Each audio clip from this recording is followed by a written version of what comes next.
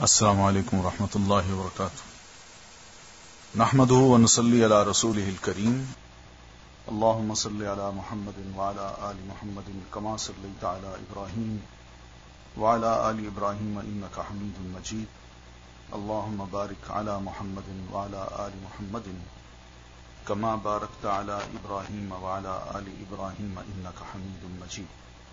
آج ہم انشاءاللہ اپنی کتاب کا صفحہ نمبر 490 یہاں سے شروع کریں گے۔ صحابہ کرام کی حیرت اور سیدنا ابو بکر رضی اللہ تعالیٰ عنہ کا موقف۔ اس حادثہ دل فگار کی خبر صحابہ کرام رضی اللہ عنہم میں فوراً پھیل گئی اور ان پر دنیا تاریک ہو گئی۔ قریب تھا کہ وہ اپنے حواس کھو بیٹھتے، چنانچہ کوئی دن اس سے تابناک اور بہتر نہ تھا جس میں رسول اللہ صلی اللہ علیہ وسلم مدینہ تشریف لائے تھے، اور کوئی دن اس سے زیادہ تاریک اور قبیح نہ تھا جس میں آپ صلی اللہ علیہ وسلم نے وفات پائی۔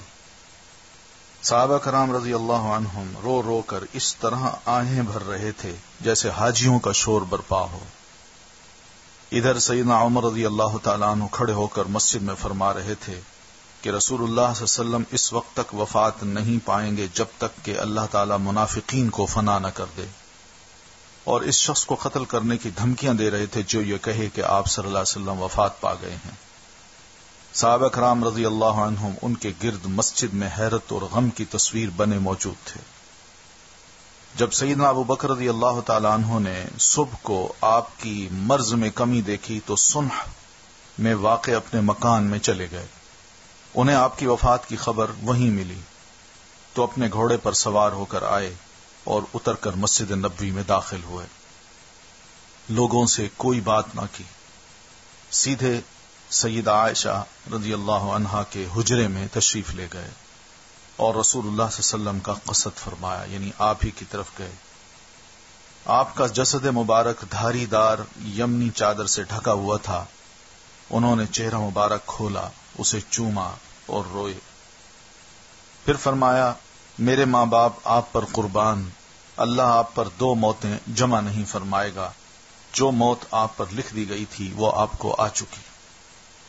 اس کے بعد سیدنا ابو بکر رضی اللہ تعالیٰ عنہ باہر تشریف لائے، یعنی مسجد میں، اور فرمایا، عمر بیٹھ جاؤ، مگر انہوں نے بیٹھنے سے انکار کر دیا۔ چنانچہ ان کو چھوڑ کر سیدنا ابو بکر رضی اللہ تعالیٰ عنہ ممبر کے پاس آ گئے اور اس کے پہلو میں کھڑے ہو گئے، ممبر میں نہیں چڑھے۔ صحابہ بھی حضرت عمر رضی اللہ تعالیٰ عنہ کو چھوڑ کر یہیں آ گئے۔ حضرت ابو بکر رضی اللہ تعالیٰ عنہ نے اس موقع پہ فرمایا، اما بعد، من کان منکم یعبد محمدا فإن محمدا قد مات ومن کان منکم یعبد اللہ فإن اللہ حی لا يموت قال اللہ تعالی وما محمد الا رسول قد خلت من قبله الرسل افإن مات او قتل انقلبتم على اعقابكم ومن ينقلب على عقبيه فلن يضر الله شيئا وسيجزي الله الشاكرين۔ اما بعد، تم میں سے جو شخص محمد صلی اللہ علیہ وسلم کی پوجا کرتا تھا وہ جان لے کہ محمد صلی اللہ علیہ وسلم کی موت واقع ہو چکی ہے۔ یعنی مطلب یہ ہے کہ نبی علیہ الصلوۃ والتسلیم ایسے نہیں تھے کہ ان کی پوجا کی جائے، جس کی پوجا کی جاتی ہے وہ ہمیشہ زندہ ہوتا ہے، اور جو فوت ہو جائے اس کی پوجا نہیں کی جاتی۔ اور تم میں سے جو شخص اللہ کی عبادت کرتا تھا تو یقیناً اللہ تعالی ہمیشہ زندہ رہنے والا ہے، کبھی نہیں مرے گا۔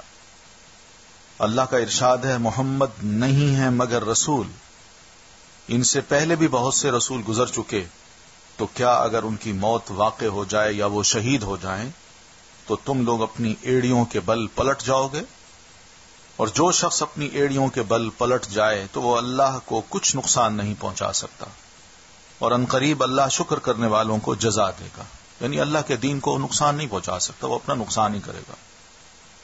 حضرت ابن عباس رضی اللہ تعالی عنہما کا ارشاد ہے، واللہ ایسا لگتا تھا کہ لوگوں نے پہلے جانا ہی نہ تھا کہ اللہ نے یہ آیت نازل کی ہے، یہاں تک کہ ابو بکر رضی اللہ تعالی عنہ نے اس کی تلاوت کی تو سارے لوگوں نے ان سے یہ آیت اخذ کی، اور تب میں نے جس انسان کو سنا تو وہ اسی آیت کو تلاوت کر رہا تھا۔ یعنی سمجھ گیا وہ کہ واقعی اللہ کے رسول فوت ہو گئے ہیں۔ حضرت عمر رضی اللہ تعالیٰ عنہ جو تسلیم نہیں کر رہے تھے کہ نبی علیہ الصلوۃ والتسلیم ابھی فوت نہیں ہو سکتے، ان کا ارشاد ہے واللہ میں نے جو ہی حضرت ابو بکر رضی اللہ تعالیٰ عنہ کو یہ آیت تلاوت کرتے ہوئے سنا تو جان گیا کہ یہ برحق ہے، یعنی اللہ کے رسول فوت ہو چکے ہیں، بس میں ٹوٹ کر رہ گیا، حتیٰ کہ میرے پاؤں مجھے اٹھا ہی نہیں رہے تھے اور میں زمین کی طرف لڑھک گیا اور میں جان گیا کہ واقعی نبی صلی اللہ علیہ وسلم کی وفات ہو چکی ہے۔ تو جو قریبی ساتھی تھے، خاص طور پر سیدنا ابو بکر رضی اللہ تعالیٰ عنہ، سیدنا عمر، سیدنا عثمان، علی اور یہ عشرہ مبشرہ، اور پھر نبی علیہ الصلوۃ والتسلیم کے اپنے اہل بیت، ان سب کو جو دکھ اور صدمہ لگا ہے وہ بہرحال بڑا ناقابل برداشت تھا، لیکن ان سب نے اس صدمے کو شریعت کے مطابق سہا ہے اور برداشت کیا ہے۔ کوئی ایسی حرکت نہیں کی کہ جس سے امت کے افراد کو یہ دلیل مل جاتی کہ اللہ کے رسول صلی اللہ علیہ وسلم کے صحابہ نے تو ایسا کیا ہے لہذا ہم بھی ایسا کر لیں، لیکن نہ خواتین نے کوئی ایسا واویلا کیا، شور مچایا، مارا پیٹا، اپنے گریبان پھاڑے، اور نہ ہی صحابہ کرام میں سے کسی نے اس قسم کا کام کیا ہے، حتیٰ کہ سیدہ فاطمہ رضی اللہ تعالی عنہا جو نبی علیہ الصلوۃ والتسلیم کی اولاد میں باقی بچی تھیں، انہوں نے بھی بڑے صبر کا مظاہرہ کیا ہے۔ تو اس انتقال کے موقع پر، نبی علیہ الصلوۃ والتسلیم کی وفات کے موقع پر صحابہ کرام کا صبر کرنا اور صحابیات کا صبر کرنا، یہ بھی امت کے لیے ایک سبق ہے جس کو ہم ہائی لائٹ نہیں کرتے، اور نہ ہی نبی علیہ الصلوۃ والتسلیم کی وفات کا تذکرہ کیا جاتا ہے۔ میلاد کا تو ہوتا ہے مگر وفات کا کوئی نہیں کرتا۔ کیوں؟ اس لیے کہ جب نبی علیہ الصلوۃ والتسلیم پیدا ہوئے کسی کے علم میں نہیں تھا کہ آپ اللہ کے رسول ہیں، لیکن جب آپ فوت ہوئے ہیں تو آپ واقعی اللہ کے رسول تھے، اور آپ کے بے شمار جان نثار تھے، ماننے والے بے شمار تھے۔ تو اس وقت جو صدمہ لوگوں نے سہا ہے اور جو انہیں دکھ ہوا ہے، اس کو انہوں نے کس طرح برداشت کیا، یہ وہ چیز ہے جس کو ہمیں لوگوں کو بتانی چاہیے کہ صحابہ کرام نے قرآن مجید کی آیات اور نبی علیہ الصلوۃ والتسلیم کی احادیث کے مطابق جس طرح آپ کی زندگی میں عمل کیا تھا اور شوق رکھتے تھے، بے نہیں انہوں نے یہ ثابت کر دکھایا کہ ہم قرآن اور سنت کے فالوور ہیں، اس پر عمل کرنے والے ہیں، چاہے ہمارے حالات کسی بھی قسم کے ہو جائیں، ہم اس کو چھوڑنے والے نہیں ہیں۔ یہی تو وجہ ہے کہ اللہ تعالیٰ نے صحابہ کرام کے بارے میں یہ فرمایا کہ میں نے ان کے دل کی حالت جان لی ہے، وَعَلِمَ مَا فِي قُلُوبِكُمْ، یعنی ان کے دل میں جو ایمان تھا، اس کا اخلاص تھا، وہ اللہ نے جان لیا تھا۔ اس لیے اللہ نے ان سے فرمایا کہ میں تم سے راضی ہوں، اور پھر ہمیں یہ بھی بتا دیا، بعد کے لوگوں کو یہ بھی بتا دیا، جو مانے نہ مانے لیکن قرآن مجید کی آیت ہے جس میں صاف صاف کہا ہے کہ فَإِنْ آمَنُوا بِمِثْلِ مَا آمَنْتُمْ بِهِ فَقَدْ اهْتَدَوْا، صحابہ جس طرح تم ایمان لائے ہو، جس طرح تم دین پر عمل کرتے ہو، جس طرح تم نے دین کو لیا ہے، اگر لوگ ویسے بنیں، ویسے ایمان لائیں، ویسے اس کو لیں، اسی طرح عمل کریں، پھر تو وہ ہدایت یافتہ ہیں، ورنہ نہیں ہے۔ تو یہ کسوٹی ہے جو اللہ تعالیٰ نے آئندہ امت کے افراد کو عطا کر دی ہے۔ تو اس میں لڑنے جھگڑنے کی بات نہیں ہے، ہم سب نے اللہ کے حضور جانا ہے اور نبی علیہ الصلوۃ والتسلیم کے دین کی نمائندگی کرتے ہوئے جانا ہے۔ پتہ چل جائے گا وہاں کہ کس نے اس دین میں باتیں گھڑی اور کس نے اس دین کو خالص سمجھ کر اور خالص رکھ کر اپنے لیے چنا اور اس پر عمل کیا۔ تو ہم یہ دیکھتے ہیں کہ نبی علیہ الصلوۃ والتسلیم کی اس وفات کے موقع پر چند ایسے واقعات ہوئے ہیں کہ جن کو واقعی اگر پڑھا جائے یا سنا جائے تو دل کو بہت دکھ ہوتا ہے۔ مثال کے طور پر نبی علیہ الصلوۃ والتسلیم نے فوت ہونے سے پہلے سیدہ فاطمہ رضی اللہ تعالی عنہ کے کان میں جو ارشاد فرمایا تھا، اب یہ سیدہ فاطمہ نے نبی علیہ الصلوۃ والتسلیم کی وفات کے تھوڑے عرصے بعد ام المومنین سیدہ عائشہ کو بتایا، اور وہ یہ بات تھی کہ اللہ کے رسول نے فرمایا تھا کہ بیٹا میں اب فوت ہو جاؤں گا، تو اس پہ وہ رو پڑی تھی، اور پھر ساتھ یہ بھی فرمایا تھا کہ بیٹا میرے مرنے کے بعد سب سے پہلے تم مجھے آ ملو گی۔ تو یہ چیز ایسی تھی جو ناقابل برداشت تھی، مگر سیدہ فاطمہ نے اس چیز کو کسی کو نہیں بتایا، اس غم کو، اس دکھ کو اپنے پاس رکھا، مگر ظاہر نہیں کیا اور نہ ہی شور مچایا ہے۔ اور جب کچھ عرصہ گزر گیا نبی علیہ الصلوۃ والتسلیم وفات کے بعد، تو ام المومنین نے پوچھا، تب انہوں نے بتایا یہ کیا چیز ہے، یہ قابل غور چیز ہے کہ سیدہ فاطمہ کس طرح دین کو لیتی ہیں اور کس طرح وہ پیش کرتی ہیں، اور ہم نے کیا بنا دیا ہے۔ پھر اس کے بعد یہ بات بھی قابل غور ہے کہ سیدہ فاطمہ رضی اللہ تعالی عنہا کو نبی علیہ الصلوۃ والتسلیم نے وفات سے پہلے کچھ نصیحتیں فرمائی، جس میں ایک بات یہ بھی تھی کہ بیٹا میں جب فوت ہو جاؤں تو دھیان کرنا میری لاش پہ کھڑے ہو کے واویلا نہ کرنا، شور نہ مچانا، گریبان نہ پھاڑنا، اپنے چہرے کو نہ نوچنا، اپنے چہرے کو زخمی نہ کرنا، اور اپنے بال نہ نوچنا، اپنا سینہ نہ پیٹنا۔ یہ نبی علیہ الصلوۃ والتسلیم نے اپنی بیٹی سیدہ فاطمہ رضی اللہ تعالی عنہا کو نصیحت کی تھی۔ اس نصیحت کو عین اس موقع پہ کرنا جب اس دنیا سے ایک واحد سہارا باپ کا ہو اور وہ رخصت ہو رہا ہو۔ سیدہ فاطمہ کی عمر بھی کوئی اتنی زیادہ نہیں تھی، لیکن کمال ہے ان کا کہ انہوں نے اس چیز پر بھی بخوبی عمل کیا ہے۔ روایات میں کہیں اس کا تذکرہ نہیں آتا کہ سیدہ فاطمہ رضی اللہ تعالی عنہا نے کوئی ایسی حرکت کی ہو جس کو دیکھ کے صحابہ کرام کو یا امہات المومنین کو نصیحت کرنا پڑا ہو سیدہ فاطمہ کو کہ بیٹا غم ہے برداشت کرو، غم ہے برداشت کرو۔ کوئی ایسی بات نہیں ملتی، صبر کا پہاڑ تھی وہ۔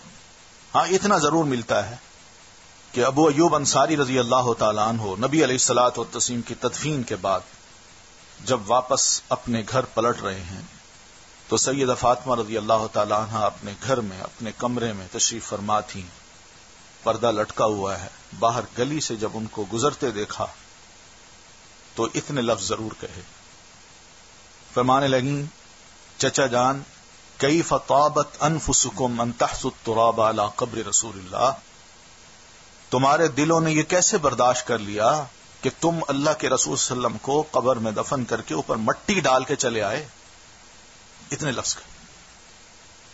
اور اس کے بعد سیدنا ابو ایوب انصاری رضی اللہ تعالیٰ عنہ فرماتے ہیں کہ میں وہیں کھڑا ہو گیا، مجھ سے چلا نہیں گیا، اور پھر اس موقع پہ میں نے اپنے غم کو برداشت کرتے ہوئے، صبر کرتے ہوئے صرف منہ سے اتنے لفظ کہے کہ بیٹا یہ اللہ کے رسول کا حکم تھا، بس، اور کچھ نہیں کہا کہ بیٹا یہ اللہ کے رسول کا حکم تھا۔ تو نبی علیہ الصلوۃ والتسلیم اس عالم میں دنیا سے رخصت ہوتے ہیں کہ آپ کے جو صحابہ ہیں ماننے والے ہیں وہ صرف ایسے نہیں تھے کہ ماننے والے تھے بلکہ عمل کرنے والے تھے۔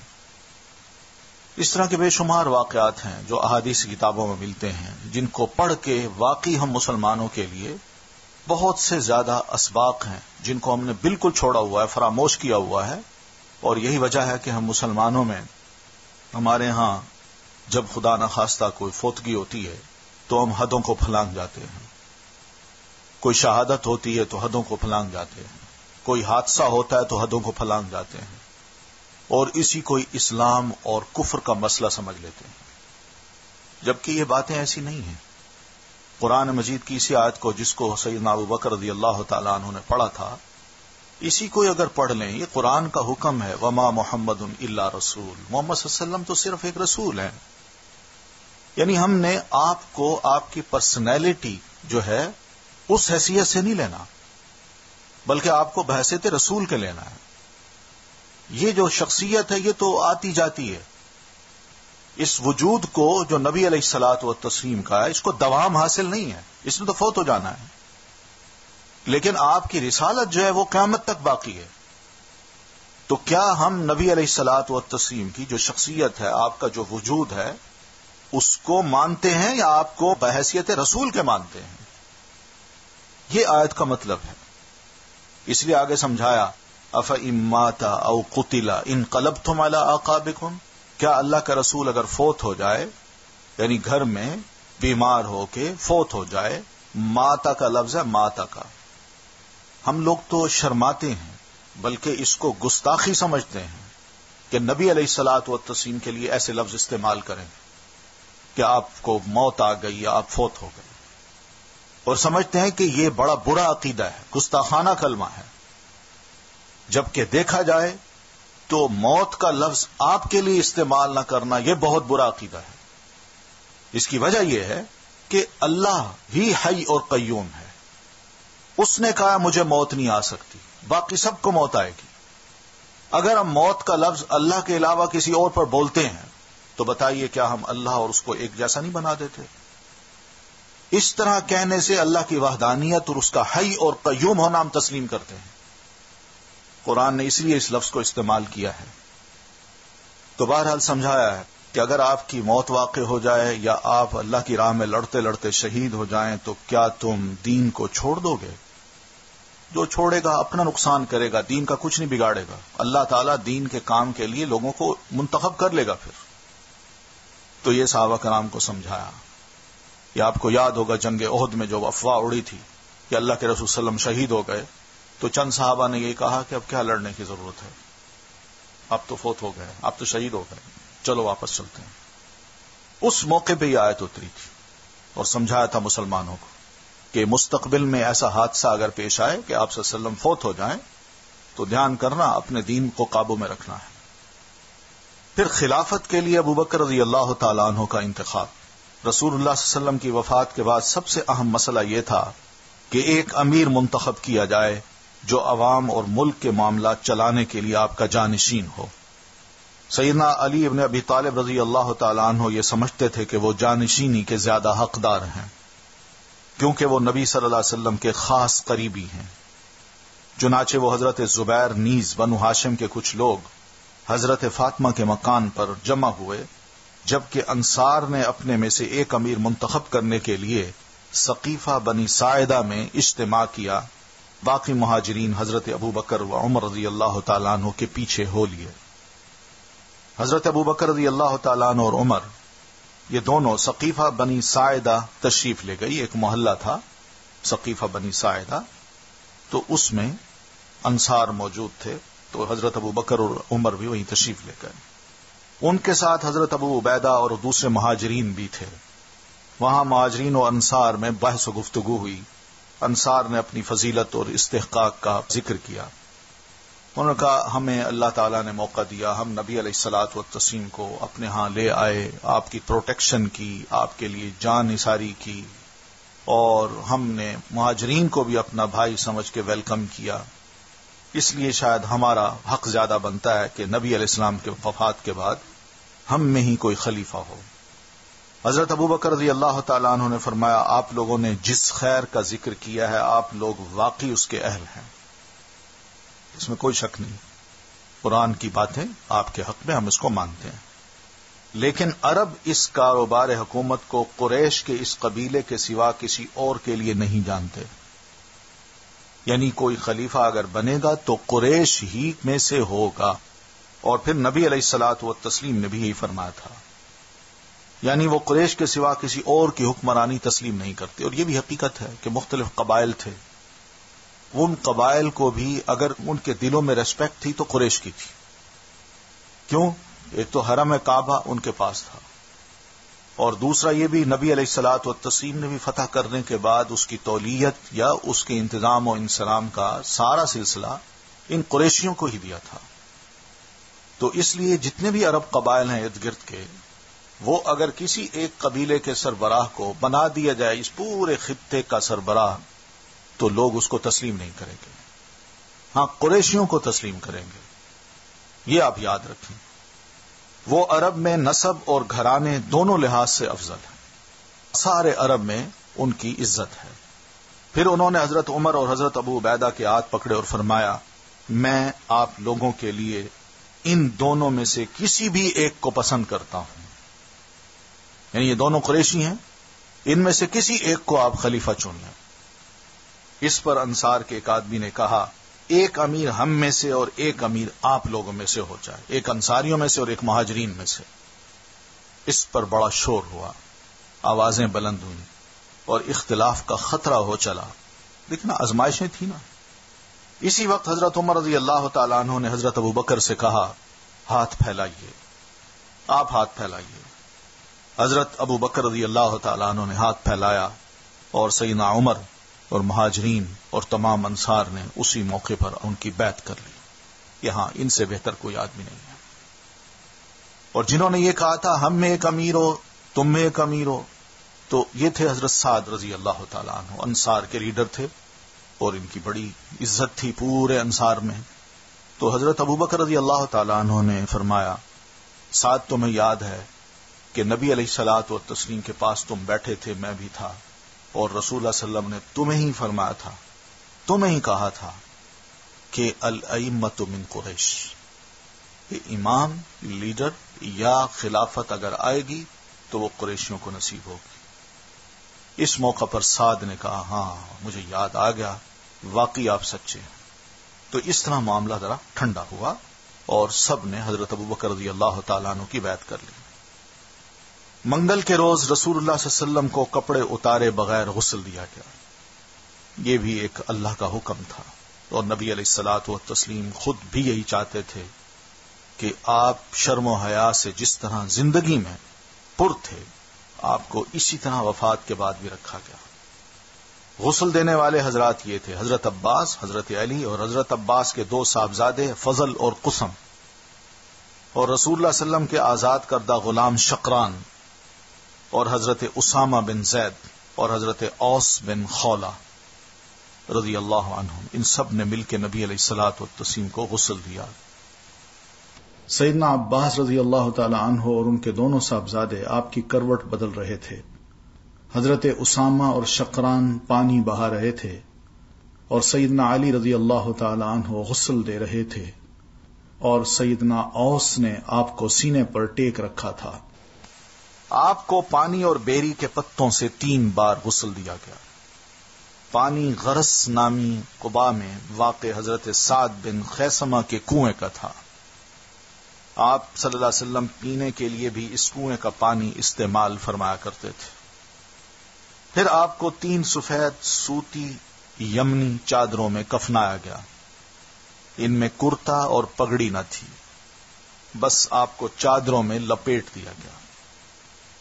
حضرت ابو طلحہ رضی اللہ تعالیٰ عنہ نے اسی جگہ آپ کی قبر کھودی جہاں آپ نے وفات پائی تھی، کیونکہ یہ بھی اختلاف تھا صحابہ میں، رائے آتی گئی کہ آپ کو کہاں دفنایا جائے.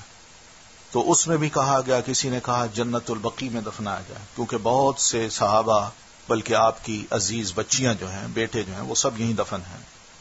کسی نے کہا نہیں، آپ کو جنت المعلا مکہ میں دفنایا جائے کیونکہ سیدہ خدیجہ وہاں دفن ہے. اور کسی نے کہا بیت المقدس میں دفنایا جائے اس لیے کہ اکثر انبیاء کرام وہاں دفن ہیں. تو اس طرح مختلف آراء آئیں.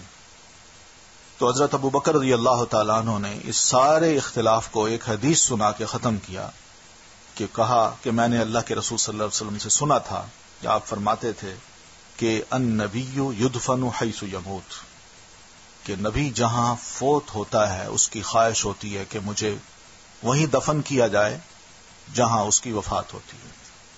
تو اس لیے آپ صلی اللہ علیہ وسلم کو اسی کمرے میں ہی جہاں آپ فوت ہوئے بالکل اسی کے نیچے قبر بنا کے آپ کو دفن کیا جائے گا.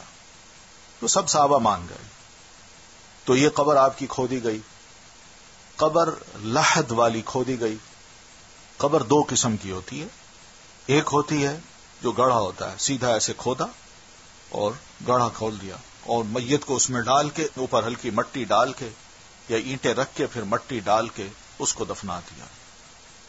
اور ایک یہ ہوتی ہے کہ پہلے سیدھا کھودا جاتا ہے، تو کھود کے پھر اس کے بعد اس کی کارنر میں یعنی بالکل ایج پہ اس کو کھودا جاتا ہے نیچے ہی، یعنی یہ سٹیپ بن جاتا ہے. سٹیپ کے بعد یہ والی اوپر والی جگہ ہے تو اس کے نیچے سے کھدائی شروع ہوتی ہے اور یہ کھدائی بہت نیچے تک جاتی ہے.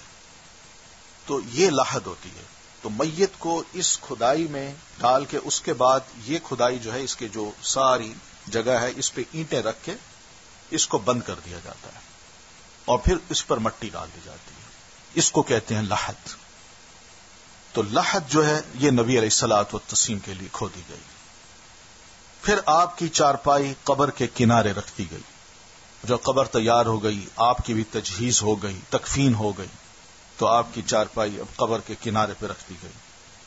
10 صحابہ کرام اندر داخل ہوتے اور فردن فردن نماز پڑھتے، کوئی امام نہ ہوتا. تو یہ نماز کیا تھی؟ اس نماز میں آپ صلی اللہ علیہ وسلم کے لیے یہ دعا بالکل نہیں تھی کہ جیسے ہم پڑھتے ہیں میت کے لیے، کہ میت کو آگے رکھ کے کہتے ہیں اللہم اغفر لہ ورحمہ وعافہ واعف عنہ، اللہ اس کو معاف کر، اس پر رحم کر، اس کو عافیت میں رکھ، اس کو قبر کے عذاب سے بچا اور اس کو جنت میں داخل کر. یہ دعا نبی علیہ الصلوۃ والتسلیم کے لیے نہیں پڑھی گئی. اتنا ضرور کیا گیا ہے، کوئی آیا ہے تو اس نے اللہ اکبر کہا اور خود ہی پڑھی، کوئی امام نہیں ہے. اللہ اکبر کہا، سبحانک اللہم، اور پھر اس کے بعد الحمد، دوسری تکبیر اللہم صلی علی محمد وعلی آل محمد. بس یہ درود شریف پڑھا، ادھر ادھر سلام کیا، نکل گئے.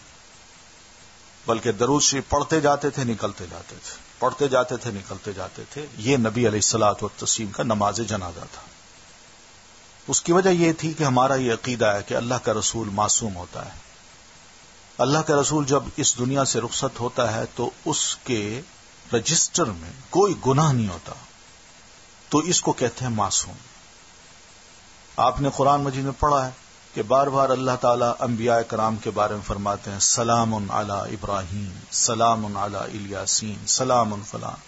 یہ جو سلامتی کی بات ہے، یہ سلامتی یہی ہوتی ہے کہ مرتے وقت بھی اللہ تعالیٰ ان کو محفوظ رکھتا ہے. کوئی تکلیف ان کو اس طرح کی نہیں آتی کہ ان کو اذیت ہو یا خدا نخواستہ کوئی عذاب کی کوئی جھلک ان کو دکھائی جائے، بلکہ انتہائی سلامتی کے ساتھ وہ اپنی روحوں کو فرشتوں کے حوالے کر دیتے ہیں اور بڑی خوشی سے کرتے ہیں، اس لیے کہ آگے کی رفاقت جو ہے، رفاقت اعلی، جنت کا مقام، وہ ان کو نظر آ جاتا ہے. اس لیے ایسے انبیاء کے بارے میں کوئی دعا نہیں کی جاتی کہ اللہ ان کو معاف کر.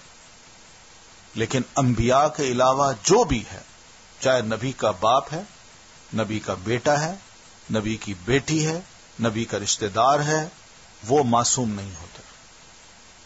وہ سب اس بات کے محتاج ہوتے ہیں کہ جب وہ فوت ہوں تو ان کا باقاعدہ جنازہ پڑھا جائے، ان کی میت کو آگے رکھ کے امام کھڑا ہو، نماز پڑھے اور ان کے لیے دعا کرے، اے اللہ اس کو معاف کر، اللہ اس پر رحم کر، اللہ اس کو قبر کے عذاب سے بچا.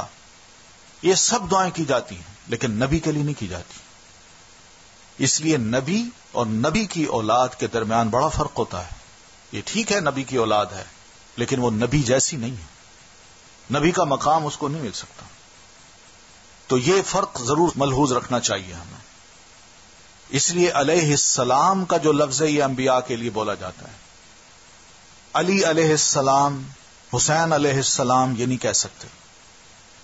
اگر ہم یہ کہیں گے تو اس کا مطلب یہ ہے کہ ہم حضرت حسین کو یا سیدنا علی کو وہی مقام دے رہے ہیں جو نبی علیہ الصلوۃ والتسلیم کا ہے. تو یہ کام نہیں ہو سکتا. ان کو رضی اللہ تعالی عنہم کہیں گے، فاطمہ رضی اللہ عنہا کہیں گے، عائشہ رضی اللہ عنہا کہیں گے، حسین رضی اللہ عنہ کہیں گے، لیکن علیہ السلام کا لفظ صرف انبیاء کرام کے لیے ہوتا ہے، کسی اور کے لیے نہیں ہوتا. اس لیے یہ فرق ملحوظ رکھیے. عقیدے کی جو بات ہے وہ بڑی واضح ہونی چاہیے ہم مسلمانوں میں. ہم لوگ غیر واضح ہیں ایسی باتوں کے بارے میں، جس کی وجہ سے معاملے گڑمڈ ہو جاتے ہیں. ہم کہتے ہیں یہ کیوں ان کے بارے میں اتنی سختی کی جاتی ہے، جبکہ وہ سختی زیادہ کرتے ہیں. دیکھا جائے تو ان کی طرف سے سختی زیادہ ہے. ایسی مسئلہ نہیں ہے، ہمیں کوئی ضد نہیں ہے ان سے. مسئلہ عقیدے کا ہے، بات کی ہے جو کہ قرآن نے بتائی، نبی علیہ الصلوۃ والسلام نے بتائی، ہم اس میں تبدیلی نہیں کر سکتے. یعنی یہ نہیں ہو سکتا کہ ہم نبی کی اولاد کو رسول کے مقام پر پہنچا دیں. حضرت نوح علیہ السلام کا بیٹا کنعان نبی کا بیٹا ہے کہ نہیں؟ لیکن کیا اس بیٹے کے بارے میں اللہ تعالی نے ہمیں کہا ہے کہ یہ سید زادہ ہے؟ یا ابو لہب نبی علیہ الصلوۃ والتسلیم کے چچا تھے؟ ابو طالب اللہ کے رسول صلی اللہ علیہ وسلم کے چچا تھے؟ یا اہل بیت میں ہیں؟ نہیں ہے. اہل بیت میں صرف وہ لوگ آئیں گے جو کہ نبی علیہ الصلوۃ والتسلیم کی وہ اولاد جو حضرت خدیجہ رضی اللہ تعالی عنہا سے ہے، اور اہل بیت میں نبی علیہ السلام کے ازواج مطہرات، اور پھر اس کے بعد سٹیپ بائی سٹیپ چلتے ہیں تو سارے مومن جو آپ پر ایمان رکھنے والے ہیں۔ تو بہرحال اس معاملے میں ہمیں ذرا محتاط ہونا چاہیے۔ سب سے پہلے آپ کے خانوادے نے نماز پڑھی۔ خانوادے سے مراد یہ کہ آپ کے اپنے گھر کے لوگوں نے، پھر مہاجرین نے، پھر انصار نے، پھر بچوں نے، پھر عورتوں نے، یا پہلے عورتوں نے پھر بچوں نے، انہوں نے نماز پڑھی آپ کی۔ نماز جنازہ پڑھنے میں منگل کا پورا دن اور بدھ کی بیشتر رات گزر گئی، کیونکہ چھوٹا سا کمرہ تھا، ایک ایک کر کے لوگ یوں آتے تھے، آپ پر درود پڑھتے یا اللہ اکبر کہتے، اور جس طرح سبحانک اللہم الحمدللہ پڑھا، دوسری تکبیر کہی، درود پڑھا اور پھر نکل گئے۔ بس یہ تھا۔ اس کے بعد رات کے اواخر میں، یعنی رات کے بالکل آخری حصے میں، آپ کا جسد پاک سپرد خاک کر دیا گیا، آپ صلی اللہ علیہ وسلم کی تدفین ہو گئی۔ اب تدفین کس کی ہوتی ہے، یہ بھی ہمارے لیے ایک بڑا مشکل مسئلہ ہے کہ ہم مسلمان چھوٹی چھوٹی باتوں کو اتنا الجھاتے ہیں کہ بعض اوقات عقل جو ہے وہ مات کھا جاتی ہے بندے کی، یا سوچتا ہے انسان کہ ہماری عقل پہ پردہ پڑ گیا۔ نبی علیہ الصلوۃ والتسلیم کے بارے میں ہم مسلمانوں کی اکثریت جو ہے، میں اکثریت کی بات کر رہا ہوں، وہ یہ سمجھتی ہے کہ آپ قبر میں زندہ ہیں۔ آپ کے بارے میں یہ سمجھا جاتا ہے۔ صرف یہ سوال کیجیے اپنے آپ سے کہ قبر کس کی بنتی ہے، صرف یہ سوال کیجیے اور اس کا جواب تلاش کیجیے بس۔ کیا کسی زندہ انسان کی قبر بنتی ہے؟ نبی علیہ الصلوۃ والتسلیم کو کیا زندہ حالت میں یا مردہ حالت میں تو آپ کو قبر میں دفن کر دیا گیا اور بعد میں کہا وہ زندہ ہیں، تو کیا کسی زندہ انسان کو قبر میں رکھنا یہ ظلم نہیں؟ اور امت اپنے رسول کو زندہ قبر میں رکھ کے نبی علیہ الصلوۃ والتسلیم پر ظلم نہیں کر رہی؟ یہ سوچنے کی باتیں ہیں، مگر اکثریت ہماری ان باتوں کی تبلیغ بھی کرتی ہے، کتابیں بھی پڑھائی جاتی ہیں، ہر مسجد میں، کسی مسجد میں جائیں وہ کتاب پڑھی جاتی ہے، اس میں یہ واقعات لکھے ہوئے ہیں اور عام لوگ سنتے ہیں، حتیٰ کہ یہاں تک لکھا ہے کہ کوئی بزرگ آئے نبی علیہ الصلوۃ والتسلیم کی قبر مبارک پہ کھڑے ہو کے انہوں نے سلام پیش کیا تو اللہ کے رسول صلی اللہ علیہ وسلم نے قبر مبارک سے اپنا ہاتھ مبارک نکال کے ان سے سلام کیا۔ ہمارے واعظ و ارشاد میں یہ باتیں بھی کی جاتی ہیں کہ نبی علیہ الصلوۃ والتسلیم قبر میں باقاعدہ آپ ہوتے ہیں تو آپ کی ازواج مطہرات بھی آپ کے پاس آتی ہیں۔ یہ کیا باتیں ہیں؟ یہ کس قسم کے عقائد ہیں؟ یعنی پھر نبی علیہ الصلوۃ والتسلیم زندہ ہے تو آپ کو قبر سے نکالیے، یا پھر اپنے آپ کو ذرا پیش کر دیجئے، یا ہم آپ کی قبر کھودتے ہیں اور زندہ ہی آپ کو دفنا دیتے ہیں، اور پھر آپ مان جائیے کہ ہاں بھائی قبر میں بھی زندہ ہو سکتا ہوں۔ یہ کیا ظلم ہے جو ہم اس طرح کے عقائد لوگوں کو دے کے ان کے عقائد کو بگاڑ رہے ہیں۔ پھر خانہ نبوت ہے، ازواج مطہرات رضی اللہ تعالی عنہن۔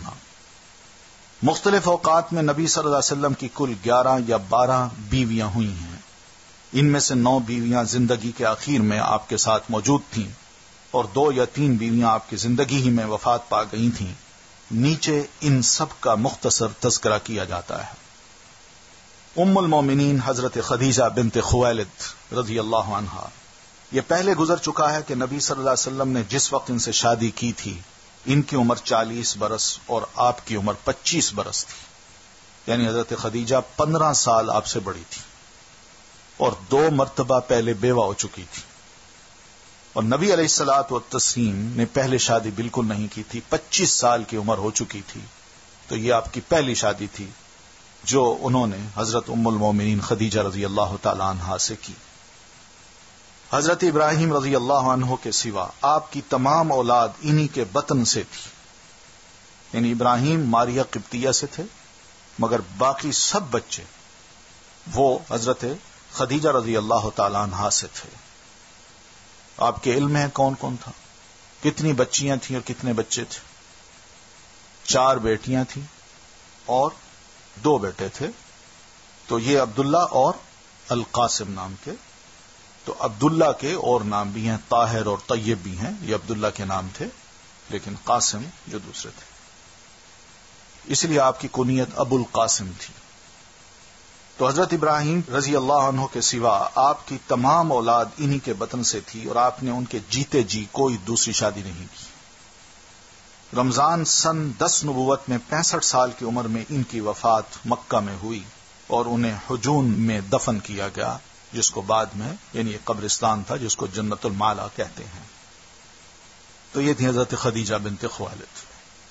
بہرحال ان کے حالات زندگی پڑھیں تو کس طرح انہوں نے شادی کی، یہ سیرت ابن ہشام میں بڑے تفصیلی واقعات ہیں کہ حضرت خدیجہ رضی اللہ تعالی عنہا نے خود اپنی خواہش سے نبی علیہ الصلوۃ والتسلیم سے شادی کی تھی، کیونکہ جو شرافت اور حیا اور نبی علیہ الصلوۃ والتسلیم کا خاندان تھا اس سے وہ بہت حد تک متاثر تھی۔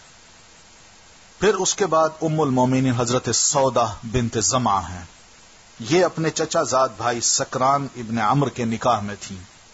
دونوں نے اسلام قبول کیا اور ہجرت حبشہ کی، پھر مکہ واپس آئے اور حضرت سکران رضی اللہ تعالی عنہ کا انتقال ہو گیا۔ ان کے بعد شوال سن 10 نبوت میں یعنی حضرت خدیجہ رضی اللہ تعالی عنہ کی وفات کے کوئی 1 مہینہ بعد نبی صلی اللہ علیہ وسلم نے ان سے شادی کر لی۔ ان کی وفات مدینے میں شوال 54 ہجری میں ہوئی۔ پھر ام المومنین حضرت عائشہ صدیقہ بنت صدیق رضی اللہ عنہا سے شادی ہوتی ہے۔ نبی صلی اللہ علیہ وسلم نے ان سے حضرت سودا رضی اللہ تعالی عنہا کے 1 سال بعد شوال سن 11 نبوت میں شادی کی۔ اس وقت ان کی عمر 6 سال تھی۔ پھر ہجرت کے 7 مہینے بعد شوال 1 ہجری میں آپ کو رخصت کیا گیا، اس وقت ان کی عمر 9 سال تھی۔ آپ نے ان کے علاوہ کسی کنواری عورت سے شادی نہیں کی۔ یہ امت کی سب سے زیادہ فقیہ عورت ہیں، اور عورتوں پر ان کی فضیلت ایسی ہے جیسے تمام کھانوں پر سرید کی فضیلت۔ بہت سی مصلحتیں تھیں، بہت سی حکمتیں تھیں ان تمام شادیوں میں۔ ہمارے ہاں علماء کے پاس اس کا بہت اچھا جواب ہے اور بہت کچھ لکھا جا چکا ہے۔ اس میں سید سلیمان ندوی صاحب رحمت اللہ علیہ، ان کی ایک کتاب ہے سیرت عائشہ صدیقہ رضی اللہ عنہا، تو اردو میں بھی چھپ چکی ہے اور اس کا انگلش ٹرانسلیشن بھی ہو گیا ہے، غالباً دارالسلام نے اس کو شائع کیا ہے۔ تو موقع ملے تو اس کتاب کو ضرور پڑھیے، اور اس کتاب میں انہوں نے حضرت عائشہ صدیقہ رضی اللہ عنہا کی جو عمر ہے اس کے بارے میں کافی تفصیل سے گفتگو کی ہے، اور پھر مزید مثالیں بھی دی ہیں۔ اور ان مثالوں میں ایک بہت بڑی مثال یہ ہے کہ عربوں کے ہاں یہ چیز عام تھی، اور مسلمان بھی جب اسلام قبول کر چکے اور اسلام کی تعلیمات جب سامنے آئیں تو اس میں کوئی ایسی قباحت محسوس نہیں کی گئی۔ اس لیے ہم یہ دیکھتے ہیں کہ سیدنا عمر رضی اللہ تعالیٰ عنہ خلافت کے دوران ہی حضرت علی رضی اللہ تعالیٰ عنہ کی بیٹی ہے ام کلثوم، اور ان کی عمر بھی تقریباً اتنی ہی تھی یا تھوڑی سی 1-2 سال زیادہ تھی، تو ان سے حضرت عمر رضی اللہ تعالیٰ عنہ نے نکاح کیا ہے، اور یہ حضرت فاطمہ رضی اللہ تعالیٰ عنہ کے بطن سے تھی۔ تو اس لیے یہ کوئی ایسی نامعقول بات نہیں ہے کہ جس پر اتنا شدید اعتراض کیا جائے۔ اصل میں سوچنا یہ ہے کہ جس کے والد اور بچی خود اگر تیار ہو تو دوسروں کو اعتراض کی کیا ضرورت ہے۔ خاندان، پورا علاقہ، پورا جو عرب ہے یا نبی علیہ الصلوۃ والتسلیم کے مخالفین بھی ہیں، وہ بھی اس وقت کوئی ایسی بات نہیں کرتے جن کو یہ اعتراض ہوتا ہے کہ اس عمر میں شادی کیوں کی گئی۔ وہ اس کو قبول کرتے ہیں، ان کے معاشرے میں یہ چیز عام ہے۔ تو جب وہ معاشرہ اس بات کی اجازت دیتا ہے تو ہمارے ہاں اس قسم کے اعتراضات بے معنی ہیں۔ حضرت عائشہ صدیقہ رضی اللہ تعالی عنہا نے نبی علیہ الصلوۃ والتسلیم کے گھر میں آ کے جو تربیت حاصل کی اور اس کا فائدہ جو امت کو ہوا وہ ہم سب جانتے ہیں۔ نبی علیہ الصلوۃ والتسلیم کے گھر میں تو یہ آئیں، مگر ایک ایک لمحہ اور ایک ایک دن پوری امت کے لیے بڑا مبارک ثابت ہوا ہے۔ ان کے ہاں کوئی مسئلہ کھڑا ہوتا تھا اور اللہ تعالیٰ پوری امت کے لیے اس مسئلے کو واضح کر کے اس کا حل بتا دیتا تھا۔ جیسے مثلا تیمم کا مسئلہ ہے اور اسی طرح بہت سے مسائل ہیں. حضرت عائشہ صدیقہ پر جو الزام لگا، سورت نور نازل ہوئی، سورت احزاب میں بہت سے مسائل بیان کر دیے گئے. یہ سارے ایک سورس بنایا اللہ نے کہ یہ لوگ ہیں جن کے ہاں یہ مسئلے پیدا ہوں، اور پھر میں انہی کی وجہ سے امت کو حل پیش کر دوں. تو اس اعتبار سے حضرت ابوبکر صدیق رضی اللہ تعالیٰ عنہ کا جو خاندان ہے وہ امت کے لیے بڑا بابرکت ثابت ہوا ہے. ام المومنین اپنے نام کو جب لکھتی تھیں خط پہ، کسی کو خط لکھتی، خاص طور پر خلفاء کو، جو خلفاء راشدین کے بعد بھی جو بنے، تو یہی لکھا کرتی تھی من المبرأۃ من سبع السماء، کہ یہ اس خاتون کی طرف سے ہے جس کو 7 آسمانوں سے اللہ نے بری قرار دیا تھا.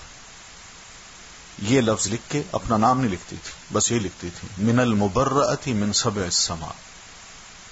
تو یہ ان کا ایک بہت بڑا اعزاز تھا جو اللہ تعالی نے ہمیشہ کے لیے ان کا تذکرہ قرآن مجید میں کر دیا. امام ابن القیم رحمۃ اللہ علیہ بہت بڑے اسکالر گزرے ہیں، فقیہ بھی تھے، محدث بھی تھے، مؤرخ بھی تھے. انہوں نے سیدہ ام المومنین عائشہ صدیقہ رضی اللہ تعالی عنہا کے جو احادیث ہیں ان کو ایک طرف رکھ کے صرف ان کے جو فتوے ہیں، صرف فتوے، یعنی ان سے مسائل پوچھے گئے سیدہ عائشہ سے، ام المومنین سے، اور انہوں نے ان کا جواب دیا. وہ کہتے ہیں اگر اس کو اکٹھا کر لیا جائے تو ایک پوری والیوم تیار ہوتی ہے، پوری والیوم. یہ ان کا کہنا ہے. اور لوگوں نے پھر ان کی اس بات پر واقعی توجہ دی، اور سیدہ عائشہ کے جو فتاوی ہیں، یعنی جس میں انہوں نے اپنی فقہ کو ظاہر کیا ہے، فقہ کو یعنی بطور فقیہ کے، اس کو جمع کر کے کتابیں لکھی ہیں. امام زرکشی رحمت اللہ علیہ ایک بہت بڑے امام گزرے ہیں، انہوں نے بھی حضرت عائشہ صدیقہ رضی اللہ تعالیٰ عنہ کی جو فقاہت ہے، یعنی انہوں نے دین کو کس طرح سمجھا ہے، قرآنی آیات کو اور نبی علیہ الصلوۃ والتسلیم کی احادیث کو کس طرح انہوں نے سمجھا ہے، وہ تمام سمجھ جو ہے، فقہ جو ہے، اس پہ ایک کتاب لکھی ہے. اور اس کتاب میں انہوں نے وقت کے جو بڑے بڑے صحابہ تھے ان کے جو فقہی مسائل تھے اور ان کے جو دلائل تھے، ان دلائل کے مقابلے میں اپنے دلائل دیے، اور تمام صحابہ نے اس کو قبول کیا. یعنی اللہ تعالیٰ نے ان کو دین کی یہ سمجھ عطا کر رکھی تھی. تو اس لیے یہ امت کی سب سے زیادہ فقیہ خاتون ہیں. 17 رمضان 57 ہجری کو ان کی وفات ہوئی اور انہیں بقیع میں دفن کیا گیا، جبکہ یہ چاہتی تھیں کہ میں نبی علیہ الصلوۃ والتسلیم کے ساتھ ہی اسی کمرے میں دفن ہوں. یعنی اپنے والد کی وفات کے بعد ان کا خیال یہی تھا، مگر سیدنا عمر رضی اللہ تعالی عنہ کو انہوں نے جگہ دے دی کہ وہی یہاں دفن ہو، کیونکہ اس کے بعد اور ایک آدھ قبر کی غالباً جگہ ہے جس کے بارے میں بعض روایات میں یہ آتا ہے کہ سیدنا حضرت عیسیٰ علیہ الصلوۃ والتسلیم کا انتقال جب ہوگا تو ان کو یہیں دفنایا جائے گا. پھر ام المومنین حضرت حفصہ بنت عمر بن خطاب رضی اللہ تعالی عنہا سے شادی ہوتی ہے. یہ حضرت خنیس ابن حذافہ سہمی رضی اللہ عنہ کے عقد میں تھی. انہیں غزوہ بدر میں ایک زخم آیا تھا جو بعد میں پھوٹ پڑا، اور اس کی وجہ سے وہ بدر اور احد کے درمیانی عرصہ میں انتقال کر گئے. جب حضرت حفصہ کی عدت گزر گئی تو نبی صلی اللہ علیہ وسلم نے شعبان 3 ہجری میں ان سے شادی کر لی. انہوں نے بعمر 60 سال مدینہ میں شعبان 45 ہجری میں وفات پائی اور بقیع میں دفن ہوئی. تو یہ جو 2 خواتین ہیں، اور پھر نبی علیہ الصلوۃ والتسلیم کا اپنا ایک رشتہ ہے حضرت عثمان رضی اللہ تعالیٰ عنہ اور حضرت علی رضی اللہ تعالیٰ عنہ سے.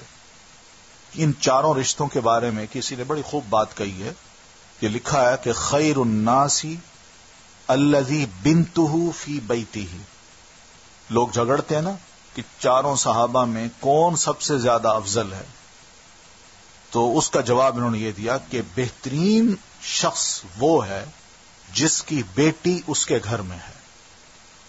اب یہ اندازہ کیا جا سکتا ہے کہ اس سے کیا مطلب ہے. نبی علیہ السلام کی بیٹی کس کے گھر میں ہے؟ حضرت عثمان اور حضرت علی رضی اللہ تعالیٰ عنہ. حضرت ابو بکر اور حضرت عمر کی بیٹی کس کے گھر میں ہے؟ نبی علیہ السلام کے گھر میں. تو یہ کہا ہے خیر الناس الذی بنتہ فی بیتہ، لوگوں میں بہترین شخص وہ ہے جس کی بیٹی اس کے گھر میں ہے. تو اس طرح اس رشتے کو جوڑا گیا ہے چھوٹے سے جملے میں. تو انشاءاللہ باقی کا تذکرہ ہم پھر کریں گے. سبحانک اللہم بحمدک نشہد ان لا الہ الا انت نستغفرک ونتوب الیک. السلام علیکم.